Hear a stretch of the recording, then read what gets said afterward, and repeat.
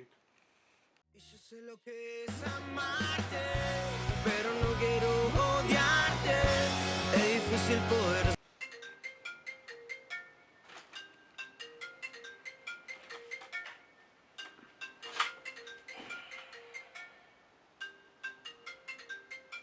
¿Te da miedito?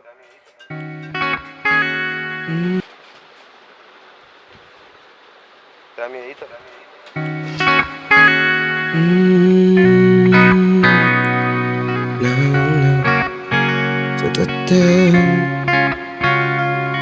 Me levanto, prendo uno, ese es mi desayuno y en Neptuno terminé.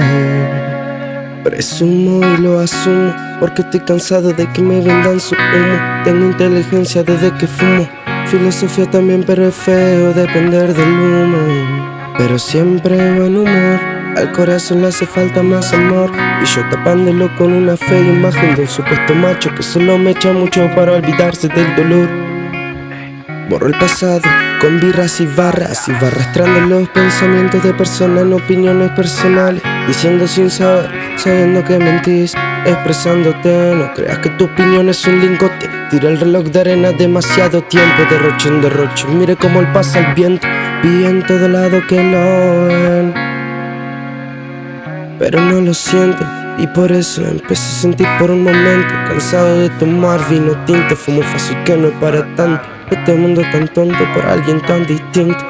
Demasiado por gozar y me tenté. Mentalizarse es tan fácil como meditar, un conocimiento absoluto mediante un viaje astral. Una media tarde en mate si no me mata. Mi mente en mantra sin igual. Me levanto temprano para levitar, mientras más pienso en algo donde erro porque me equivoco al tratar de pensar. Enviciado con el querer progresar, casi nada es igual.